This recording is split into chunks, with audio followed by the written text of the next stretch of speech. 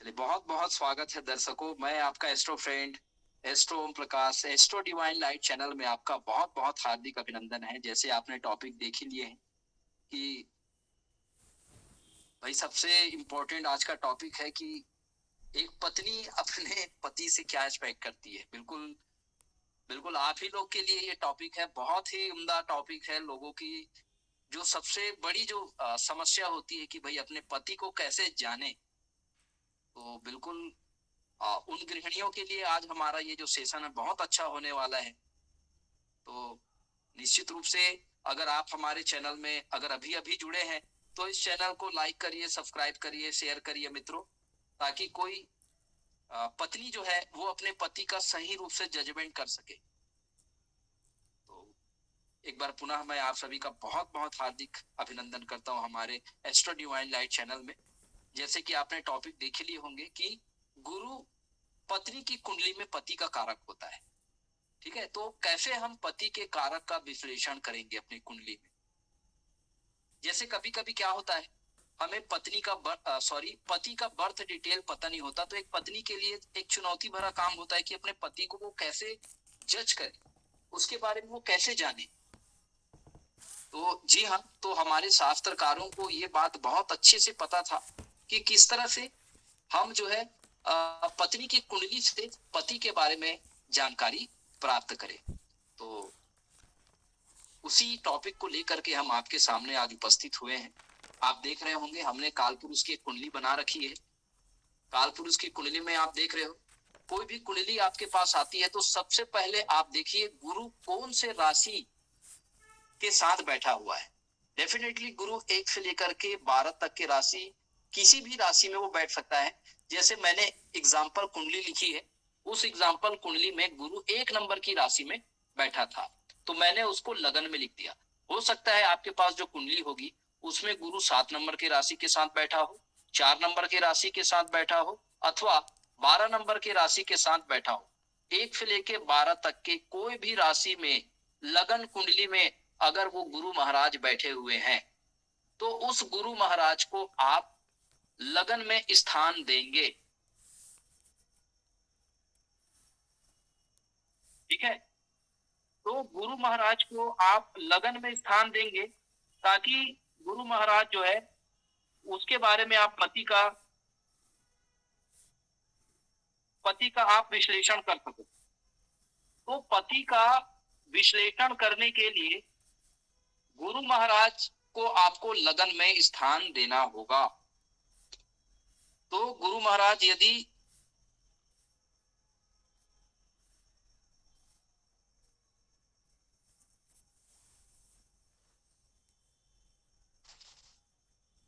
उसके माध्यम से आप अपने पति के बारे में अध्ययन कर सकते हैं।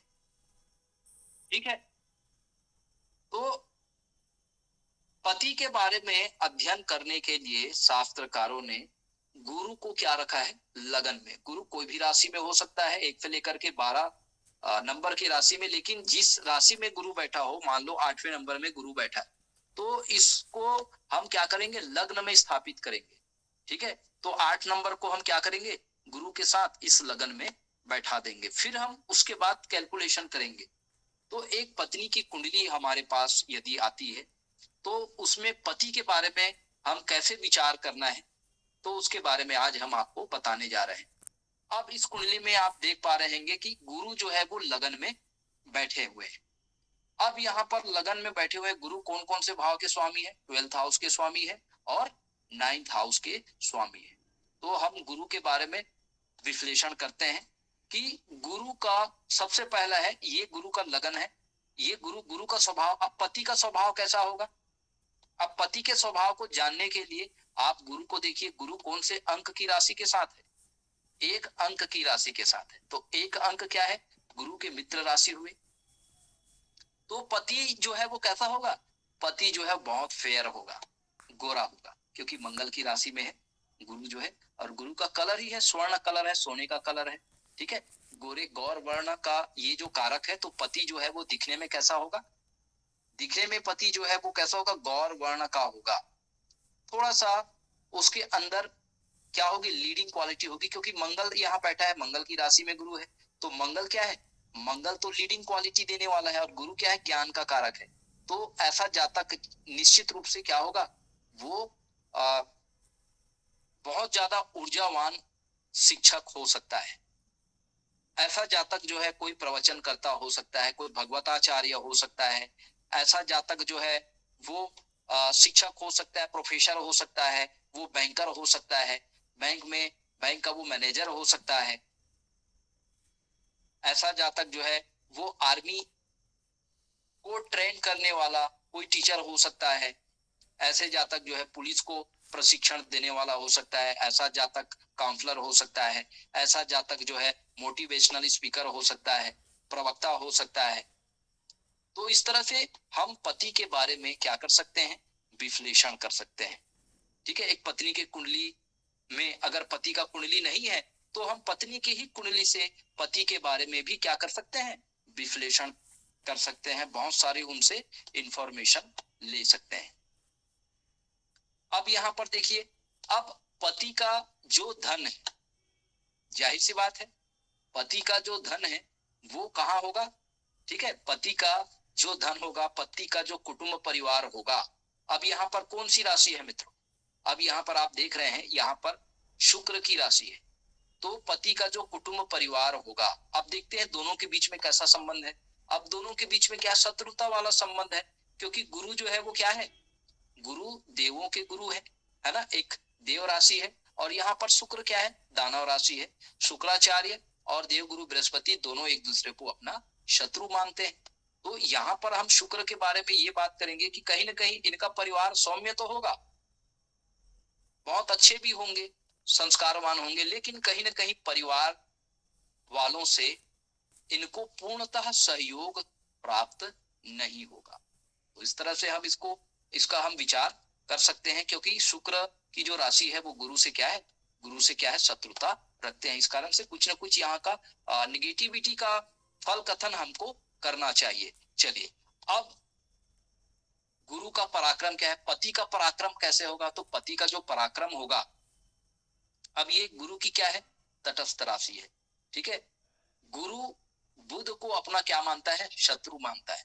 तो निश्चित रूप से ऐसे जातक जो है कहीं ना कहीं इनके पराक्रम की वजह से, पराक्रम की कमी की वजह से कभी कभी इनको क्या है, थोड़ी सी असफलता हाथ लग सकती है। छोटी छोटी जब ये यात्रा करेंगे अपने प्रोफेशन के लिए, तो ठीक है, या छोटी छोटी धार्मिक यात्रा करेंगे, ठीक है, तो धार्मिक यात्रा से इनको क्या हो सकता है, कष्ट हो सकता है पड़ोसियों से इनका टर्म्स जो है वो उतना अच्छा ना हो, या पड़ोसी इनको इनके मददगार ना हो।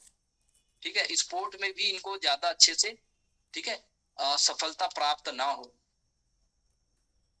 लेकिन ऐसा जातक जरूर एक जिज्ञासु प्रवृत्ति का होगा, और ये इनमें सीखने की जो जिज्ञासा होगी वो प्रबल होगी, और ऐसे जो जातक है वो बहुत ज्यादा क्या करेंगे, स्ट्रगल करेंगे पराक्रम करने के लिए, और बहुत बार प्रयास करने के बाद इनको सफलता प्राप्त होगी। चलिए, तो पति, ऐसे जातक की जो पति हैं उनका सुख कहाँ है, तो ऐसे जातक का जो पति है, जातिका की जो पति है, उनका सुख जो है वो कहाँ है, उनका जो सुख है वो माता के घर में है। अब चंद्रमा और गुरु क्या है, एक दूसरे के क्या है, वैसे तो नैसर्गिक रूप से मित्र होते हैं, लेकिन चंद्रमा क्या है, गुरु जो है वो चंद्रमा को अपना शत्रु समझता है। क्यों, क्योंकि चंद्रमा ने गुरु पत्नी तारा के साथ जो है वो इलीगल रिलेशन बनाया। इस कारण से गुरु जो है वो चंद्रमा को अपना क्या मानते हैं, शत्रु मानते हैं। लेकिन फिर भी यहाँ पर गुरु को क्या रखा गया, शास्त्रकारों ने उच्च के रखे गए हैं। चंद्रमा के ही राशि में गुरु को क्या रखा गया है, उच्च का रखा गया है। अब उच्च का रखने का कारण क्या है, क्योंकि हमें क्या है, ज्ञान प्राप्त करने के लिए जब हम अपने घर में जाते हैं ना, जब हम बाहर से अपने घर में जाते हैं तो हम क्या हो जाते हैं, सुस्त हो जाते हैं। जब हम माता के घर जाते हैं, बाहर से कहीं हम कोई त्योहार में जब हम अपना घर जाते हैं, तो हम माता के घर में जाने के बाद हमको क्या लगता है कि हमको बहुत ज्यादा वहां पर मानसिक शांति मिलती है, हम आराम करना चाहते हैं। ठीक है, क्योंकि हम बाहर के थपेड़ों से थके हुए रहते हैं, जब घर में आते हैं तो हमको आराम करने का मन करता है। तो गुरु यहाँ पर हमको ये शिक्षा दे रहा है कि हमें जो है यहाँ पर अपने स्वयं के घर में भी हमें क्या करना चाहिए, हमें अपने घर में अपने पराक्रम को क्या करना चाहिए, कम नहीं करना चाहिए, क्योंकि शास्त्रकारों ने पराक्रम के कारक मंगल को इस कर्क राशि में क्या रखे हैं, नीच के रखे हैं। तो हमें ज्ञान प्राप्ति के लिए अगर हम अपने घर में रहते हैं, अगर हम भोग विलास के संसाधनों में यदि संलिप्त हो गए तो हम क्या है, ज्ञान हम प्राप्त नहीं कर पाएंगे। तो शास्त्रकारों ने इसलिए गुरु को यहाँ रखा है। आप अपने घर में भी आप अपने दृढ़ इच्छा शक्ति को कमजोर होने ना दीजिए, आप आलसी मत दिखाइए, आप वहां भी मेहनत कीजिए, आप परमात्मा की भक्ति करिए, आप ज्ञान प्राप्ति के दिशा में आप पराक्रम करिए, ताकि ये गुरु जो है, क्योंकि ये जो भाव होता है ना, चतुर्थ भाव, ये हमारा सीखने का भाव होता है, ये हमारा एजुकेशन का भाव होता है। तो यहाँ पर हम घर में भी रह के क्या है, अपने उस एजुकेशन को क्या करे, कंप्लीट करे, अपने दृढ़ इच्छा शक्ति को कम होने ना दे। अगर हम भोग विलास के संसाधनों में अगर हम कूलर की आदि हो गए, हम एसी के आदि हो गए अपने घर में, तो हमारा शरीर क्या हो जाएगा, बीमार हो जाएगा। अब जब हमारा शरीर बीमार होगा तो फिर क्या करना पड़ेगा, हमको डॉक्टर के पास जाना पड़ेगा, क्योंकि वैसे भी मंगल यहाँ पे क्या होते हैं, नीच के होते हैं, क्योंकि ये मंगल जो होता है वो हमारा प्रतिरक्षा तंत्र का क्या है, कारक होते हैं। इसलिए शास्त्रकारों ने यहाँ पर विशेष रूप से सलाह दिए हैं कि आपका मंगल को आपको क्या करना है, उच्च का करना है, क्योंकि मंगल यहाँ पर क्या होते हैं, डेप्लीटेट होते हैं, यहाँ नीच के होते हैं। अगर हम अपने परिवार में अपने घर में हम क्या हो गए, अगर हम भौतिक संसाधनों में बहुत ज्यादा आदी हो गए, भोग विलास के यदि हम आदी हो गए, तो निश्चित रूप से हमारा जो कर्म है वो क्या हो जाएगा, प्रभावित हो जाएगा। इसलिए गुरु हमें क्या देते हैं, विवेक देता है, ज्ञान देता है, मंगल हमें पराक्रम देता है कि पराक्रम को इतना ज्यादा बढ़ाओ ताकि हम ज्ञान प्राप्ति के दिशा में हम सकारात्मक पहल कर सके, हम आलसी ना बने और निरंतर रूप से उस ज्ञान की प्राप्ति में हम लगे रहे, ताकि हमारा कर्म क्या हो सके, अच्छा हो सके। यदि हमारा सुख का तलब ज्यादा हो जाएगा, यदि जीवन में हम सुखी सुख का तलब करेंगे, तो हम क्या हो जाएंगे, अकर्मण्य हो जाएंगे, हम कर्म नहीं कर पाएंगे, और जब हम कर्म नहीं कर पाएंगे तो उसका परिणाम जो है हमारे व्यक्तिगत जीवन पर पड़ेगा, हमारे स्वास्थ्य पर पड़ेगा। हम कहाँ से भूमि और भवन और वाहन का व्यवस्था कर पाएंगे। तो भूमि वाहन भवन वाहन को भी प्राप्त करने के लिए हमको क्या करना पड़ेगा, कर्म करना पड़ेगा, हार्ड वर्किंग करना पड़ेगा। हमें लग्जरियस मकान को बनाने के लिए, हमें रोटी कपड़ा और मकान की व्यवस्था करने के लिए हमको क्या करना पड़ेगा, हार्ड वर्क करना पड़ेगा, मंगल को हमको स्ट्रॉन्ग करना पड़ेगा। कोई बीमारी ना आए इसलिए हमारी इम्यूनिटी को हमको क्या करना पड़ेगा, स्ट्रॉन्ग करना पड़ेगा, हमारी प्रतिरक्षा प्रणाली को हमको क्या करना पड़ेगा, स्ट्रॉन्ग करना पड़ेगा। इसलिए गुरु वाले जातकों का जो सुख है वो किसमें है, पराक्रम करने में है, मेहनत करने में है, और ऐसे जातकों का माता के प्रति जो है बहुत मधुर संबंध भी होता है। चलिए मित्रों, अब पत्नी के कुंडली में पति का ज्ञान कहाँ है, पति के ज्ञान को हम कैसे समझेंगे। तो यहाँ पर सूर्य की राशि है, सूर्य और गुरु क्या है, एक दूसरे के मित्र होते हैं। तो ऐसे पत्नी का जो पति होगा वो बहुत ज्यादा क्या होगा, ज्ञानवान होगा, उसकी रुचि जो है वो वेद शास्त्रों में होगी। अगर वो शेयर मार्केट से जुड़े हुए कार्य करते हैं तब भी उनको क्या होगा, लाभ प्राप्त होगा। उसकी संतान का जो शिक्षा है वो बहुत अच्छा होने जा रहा है ना, वो मेडिकल के फील्ड में वो अगर आगे बढ़े तो उसको बहुत ज्यादा क्या मिलेगी, सक्सेस मिलेगी। चलिए, अब पत्नी के कुंडली में पति के लिए रोग रिपु ऋण कौन है, तो पत्नी के लिए रोग रिपु ऋण है, क्योंकि गुरु का ये जो बुध है वो क्या है, शत्रु है। तो गुरु बुध को अपना क्या मानता है, शत्रु मानता है।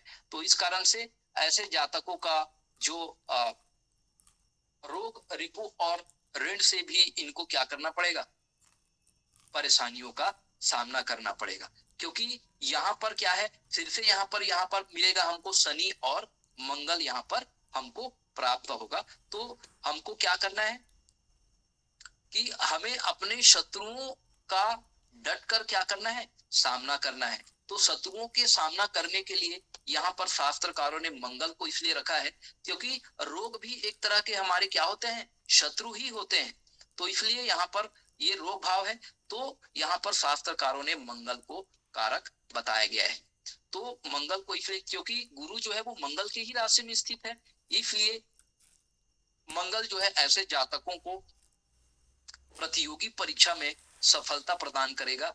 गुप्त शत्रु भी ऐसे जातकों के जीवन में रहेंगे, गुप्त शत्रु पीड़ा भी रहेगी, लेकिन अपने ज्ञान से, अपने बुद्धि से, अपने विवेक से उन शत्रुओं का ये क्या करेंगे, संहार करेंगे, उनका प्रतिकार करेंगे। और इनके अंदर इतनी तो ज्ञान जरूर रहेगा, क्योंकि वो अपने ज्ञान से वो कोई बड़े से प्रतियोगी परीक्षा या कोई उच्च सरकारी पद को ये क्या करेंगे, प्राप्त करेंगे। बड़े लेवल के प्रतियोगी परीक्षा में इनको सफलता प्राप्त होगा।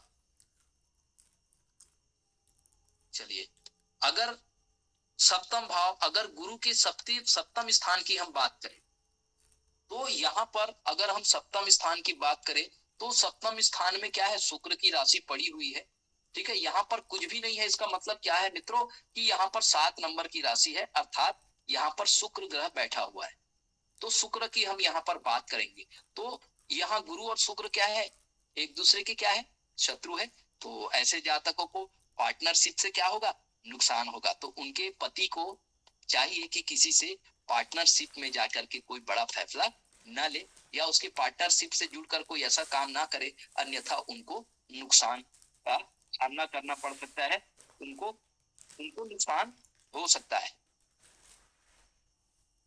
तो ऐसे कंडीशन में ऐसे जातकों को चाहिए कि वो अपने पार्टनरशिप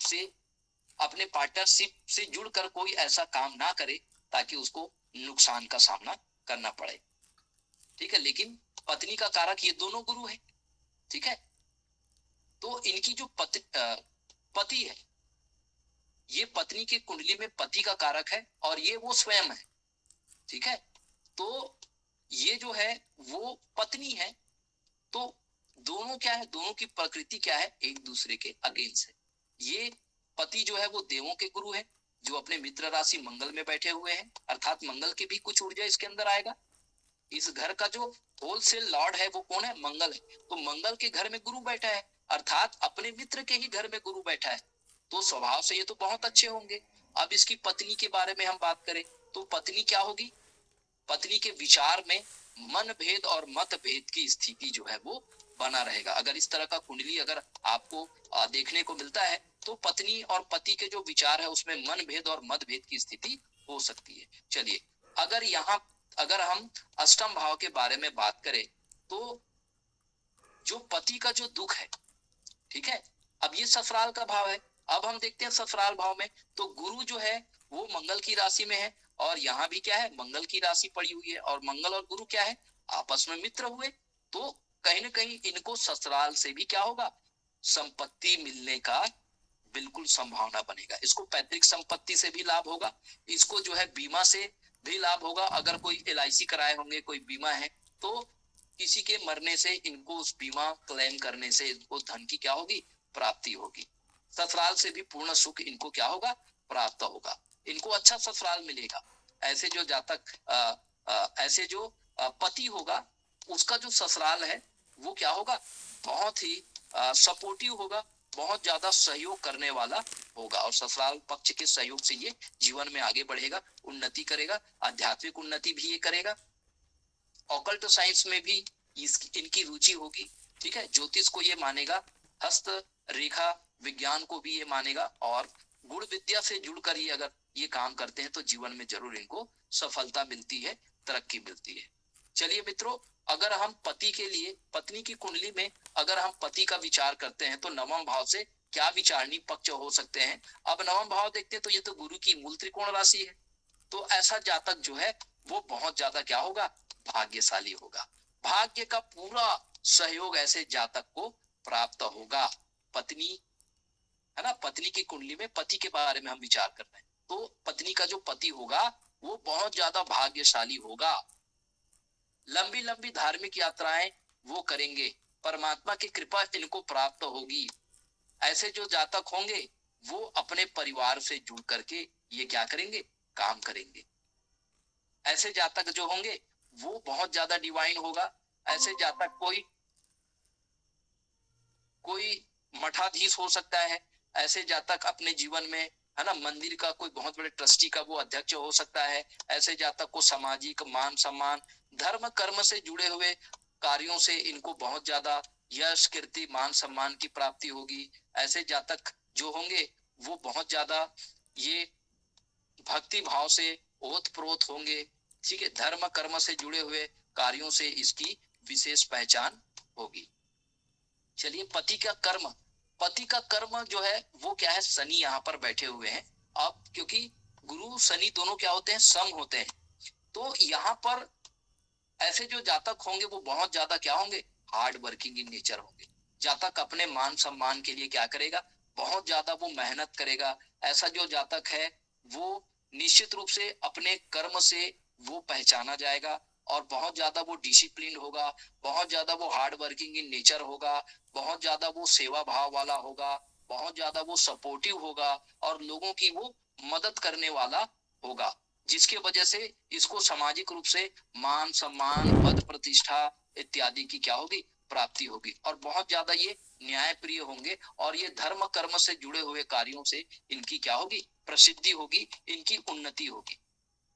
चलिए, पति को लाभ कैसे प्राप्त होगा, जब पति किसी का सेवा करेगा निस्वार्थ भाव से, कोई मजदूर वर्ग का सेवा करेगा, अगर वो किसी गरीबों का अगर ये भला करते हैं, तो निश्चित रूप से ऐसे जातकों को शनिदेव की कृपा से इनको जो है उन्नति पदोन्नति मान सम्मान यश कीर्ति वो तमाम प्रकार के जो सम्मान है वो इनको प्राप्त होते हैं, इनको तमाम प्रकार का जो गेन है वो प्राप्त होते हैं।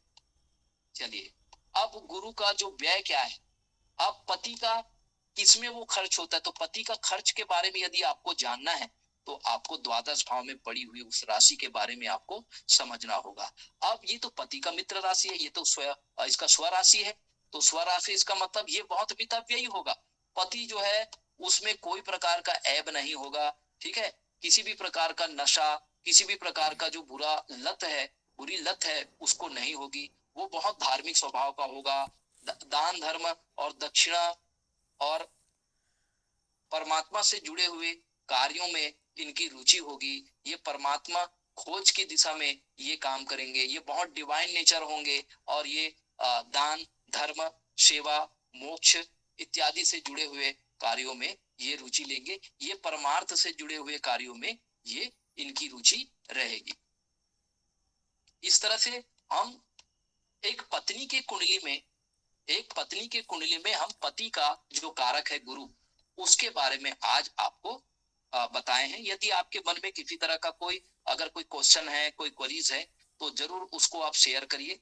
इसी तरह से आप भी अपने कुंडली में यदि गुरु की स्थिति के बारे में जानना चाहते हो, अपने पति की स्थिति के बारे में जानना चाहते हो, तो आपकी कुंडली में गुरु कहीं भी बैठा हुआ हो सकता है। मान लो गुरु 10 नंबर की राशि में बैठा हुआ है, तो उस 10 नंबर की राशि को उठाकर आप लगन में लिखिए। फिर यहाँ पर 11 12 1 2 3 4 इस तरह से आप उन अंकों को, उस खाने को आप भर लीजिए, और अपने पति के बारे में, अगर वो पत्नी है तो अपने पति के बारे में वो क्या है, जानकारी प्राप्त कर सकते हैं।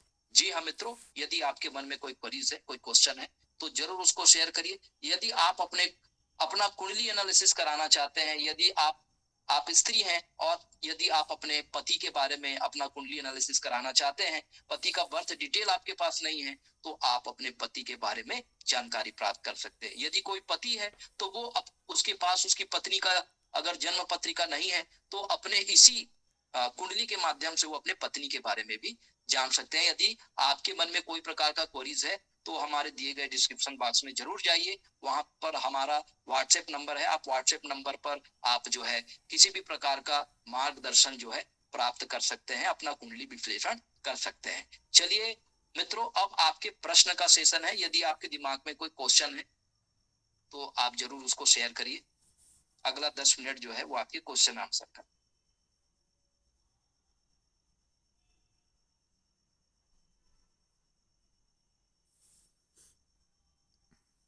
हाँ, अपराजिता जी, कोई प्रश्न है? सर क्वेश्चन नहीं है, जब आप समझा रहे थे उसी वक्त ये प्रश्न आया था कि क्या पत्नी स्वयं भी इनके लिए नुकसानदायक हो सकती है, तो आपने बिना पूछे ही वहाँ पे जवाब दे दिया कि मनभेद और मतभेद बना रहेगा। तो हाँ, हाल फिलहाल अभी क्योंकि कोई प्रश्न यहाँ पर नहीं है। शत्रु संबंध बन रहे ना जी, जी। भाई पत्नी के स्थान में, यहाँ पर क्योंकि ये शुक्र की राशि है, जी, शुक्र दैत्यों के गुरु है जी, ना, और ये तो देवों के गुरु है, तो थोड़ा सा तो होगा, है ना, जी, मनभेद और मतभेद दोनों का सोच में थोड़ा सा अंतर जरूर होगा। जी। लेकिन यहाँ पर अगर शुक्र ग्रह बैठे हुए हो, हुँ, ठीक है, मान लो यहाँ पर गुरु का मित्र ग्रह अगर बैठा हुआ हो, जी। है ना, मित्र ग्रह मतलब यहाँ पर सूर्य सूर्य, बैठा हो, चंद्र, सूर्य मंगल। गुरु का मित्र हाँ, है ना, मंगल भी गुरु का मित्र है, तो यहाँ पर कुछ बात बन सकती है, जी, मनभेद मतभेद होगा, लेकिन दो शुभ ग्रहों की वजह से, क्योंकि गुरु का मित्र ग्रह बैठे होने की वजह से बात बन जाएगी, जी। बात जो है ज्यादा बढ़ने से बच बचेगी। जाएगा। जी। तो इस तरह से हम विचार कर सकते हैं कुंडली को देख के। धन्यवाद सर। जी, और किसी के मन में कोई क्वेश्चन है? वर्मा मैडम अभी जुड़ी हुई है, बहुत लोग अभी जुड़े हुए हैं, तो अगर बिल्कुल पूछिए, कोई कोई झिझक को दूर कर दीजिए, बिल्कुल एकदम शांत होके आप पूछ सकते हैं।